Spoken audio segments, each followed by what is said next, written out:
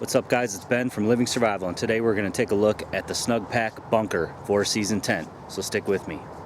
Alright guys, so in a previous video I showed you the Snugpak Scorpion 2 tent, and that's a 4-season tent as well, good for 2 people, and I showed that one in the winter, so if you want to see that video, go ahead and take a look back in my videos and you'll find that review. Today we're going to review the Snugpak Bunker tent, another great tent, similar to the Scorpion 2, got a little different shape, and it's a 3-person tent, so a little bit larger.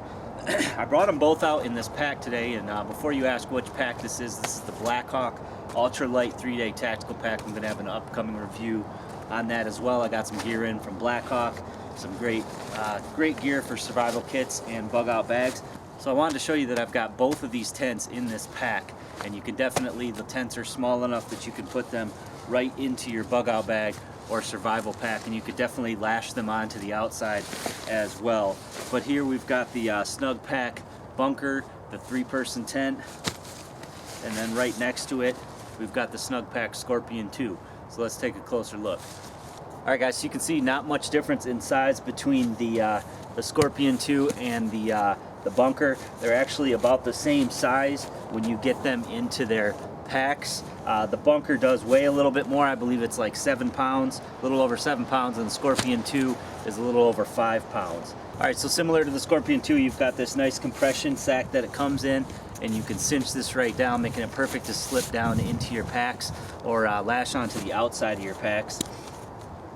On the inside here, we have the tent itself, and it's usually wrapped in the bathtub, they call it. Most of Snugpak's tents are fly first, so that means that you can go ahead and slip the poles through the fly and get that set up first. It's great for when you're dealing with nasty weather like rain or snow. You can go ahead and you can assemble your fly first, get all your gear and yourself underneath, wait for the storm to pass, and then you can attach the bathtub and the inner portion to the fly later. So if you want to make it a little bit more lightweight, you can definitely just use the fly and not use the inside. It'll make your pack a lot lighter, and might be worth it to do it that way in the warmer months. Alright, so we've got the waterproof polyurethane coated fly here. It is ripstop, and it does all have taped and sealed seams, so it's really nice. Like I said, same material as the Scorpion 2, and I had that one set up in some nasty weather last year and not a problem at all. So you've got the fly, and then you have the waterproof bathtub portion, or the inside that goes up and gives you your screens in your bathtub. That is made of the polyurethane coated nylon as well. You've got some aluminum anodized poles. These are the DAC Featherlight aluminum poles. They're really lightweight, and they all have the press fit connectors, really nice sets of poles. And then they also give you a bag, which of course holds the alloy stakes, and same ones that come with the Scorpion 2, and I was really impressed with these stakes. They're really heavy duty and really lightweight, which is again great for your bug out bags or survival kits. Alright, so included with most, if not all, of Snugpak's tents, they also give you this toggle and loop to remove this, but this is their field repair kit. Comes with some extra material, some extra cordage, and some extra webbing should you need to make a repair in the field. It also has a connector that you can fix a broken or bent pole. Alright, so first thing I'm going to do is lay out the fly.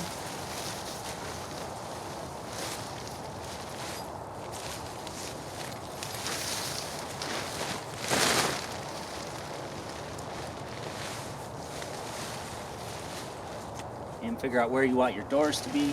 Then I'm going to go ahead and assemble the poles, and you can see one of the sets of poles has some green poles in it, and that just lets you know where to put them on the tent. Usually there is 2 seams that you slip the black poles into, and then 1 seam marked with green lining that you slip the green into. So very easy to assemble and very easy to recognize where to put them.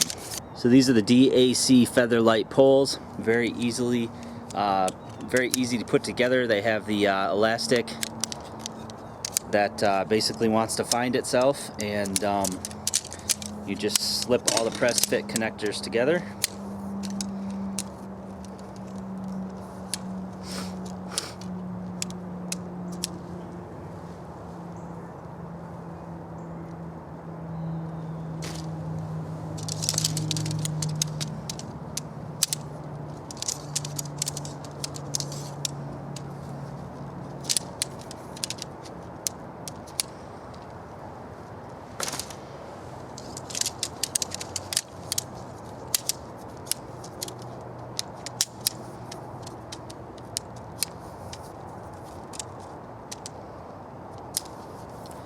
Alright, so here you can see on this pole here, it has the green end on it.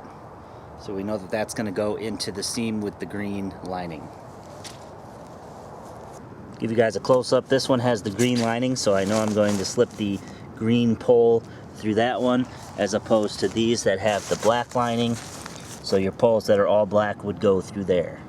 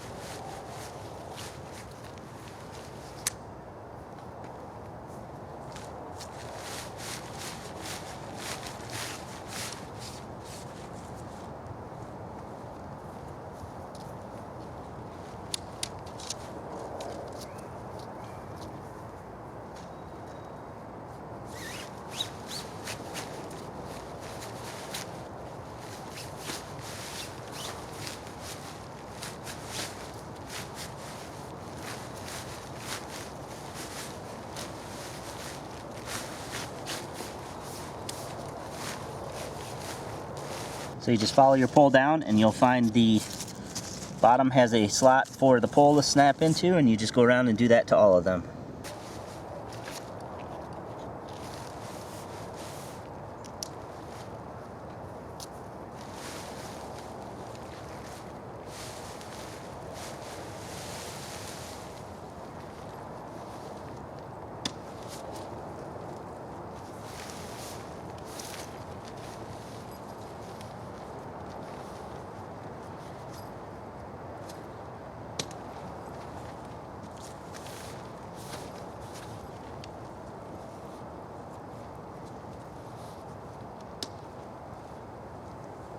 So just like that, your tent is assembled and ready to go. Now you can use this just as a fly configuration if you'd like, especially in bad weather. Set up the fly first and jump in with all your gear and equipment, and then you can do the rest later.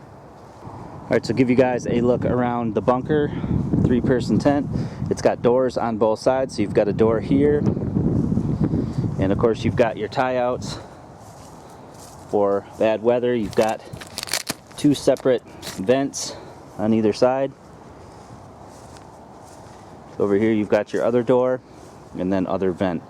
Alright, so once we have the fly assembled, you can just come over here and unzip one of the doors.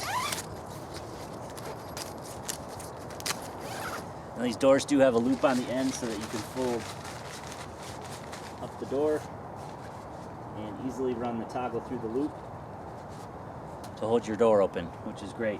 So again, you could just sleep in it in this configuration for an ultralight setup. Just take the fly with you and sleep in it just like this. Now on the interior here, you have all of these loops, and that's what we're going to stick the toggles for the interior portion through. Now they recommend you start at the back, just like on the Scorpion 2, so that's what we'll do. Alright, so you just want to lay out the inner portion, and the inner portion is going to have these toggles on it that you just run through the loops on the inner part. So you just line up your doors and start from one side and work to the other.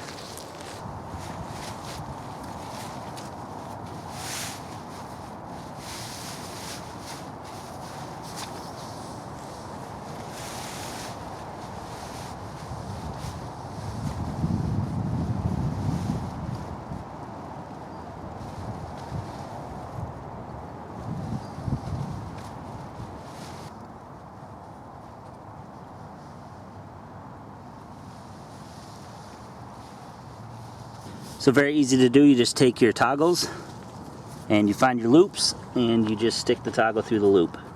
And then on each corner you're going to find these buckles, and you want to go ahead and just clip that in to each corner, and then you can tension it once you have your stakes in.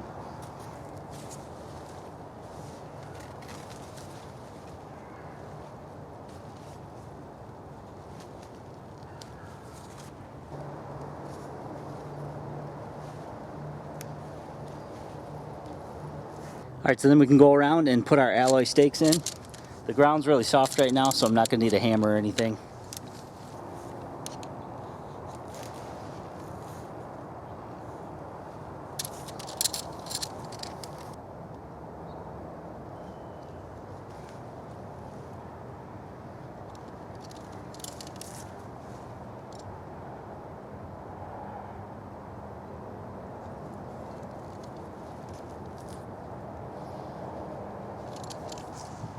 Alright, so they do give you guy lines on both sides of the tent, so if it's really windy or something like that, they definitely provide you enough stakes to be able to stake out the rest of the fly. You can see that they have guy lines all the way around. 2 vents, one on this side, one on the other side. And then 2 doors, one door here, go across the front, and another door on this side. So that's it. That's how quickly and easily you can set this tent up. Give you guys a closer look at the toggles. You can see that they're all toggled there. Very easy to set up. Then you have your clips, which you can snug up after you get your stakes in the ground, just to pull this bathtub a little bit tighter if needed. So on this inner portion, you have 2 sets of zips. You have one zip which opens into the tent, and then you have another zip, of course, for your no-seam mesh. So on the inside here, just like the Scorpion, you have this webbing or netting that goes around the perimeter for stashing some of your gear. You have your vents, and then this whole inner portion is really well ventilated, so you shouldn't have any condensation problems or anything like that in the winter time. And there's a lot more room in here. There's our other vent.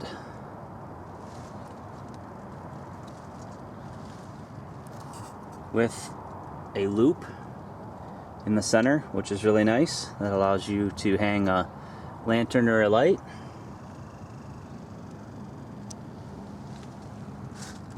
The bathtub is completely waterproof, so definitely an awesome setup. I like it. Alright guys, so that's the Snugpak bunker, 3-man, 4-season tent. I'm going to be doing a overnight in this, so I'll definitely bring that to you in another video. Again, you've got your lightweight aluminum poles, you've got your flame retardant, lightweight ripstop material here for your outer, which is polyurethane coated, so completely waterproof. The interior is also completely waterproof, so you don't need a ground tarp or anything like that underneath. So very similar to the Scorpion 2, just gives you a little bit extra room inside. I really like that. I think this tent's going to be perfect for a bug out bag or winter camping, summer camping, whatever season you want to go in. It's got that breathable interior, so I don't think you'll have any problems with condensation or anything like that. Of course, with the vents, the weatherproof vents, which you can open up without worrying about weather getting in. So I'm gonna leave this out here set up for a couple days, and then we'll do an overnight test as well. Alright guys, so I hope you enjoyed that review of the Snugpak bunker. It is definitely a sweet tent, one that I'm looking forward to spending an overnight in and giving it a good overnight test, so be sure to stay tuned for that. If you haven't subscribed already, make sure you click on that subscribe button below to be alerted of all my new videos. Of course, you can follow me on Twitter, Facebook, Google+, and Instagram as well. And also check out worldwidesurvival.com, where I have a review log of everything that I've reviewed in the past and all the upcoming stuff as I get it in, so you guys can see a little preview of what is to come on the Living Survival channel. So as always guys, I hope you like this video. Please give it a thumbs up. Make sure you leave me some comments below on what you feel about the Snugpak bunker tent. If you haven't seen the review and video of setup and an overnight winter test of the Scorpion 2, make sure you go back in my videos and check that out. And as always guys, subscribe for more videos.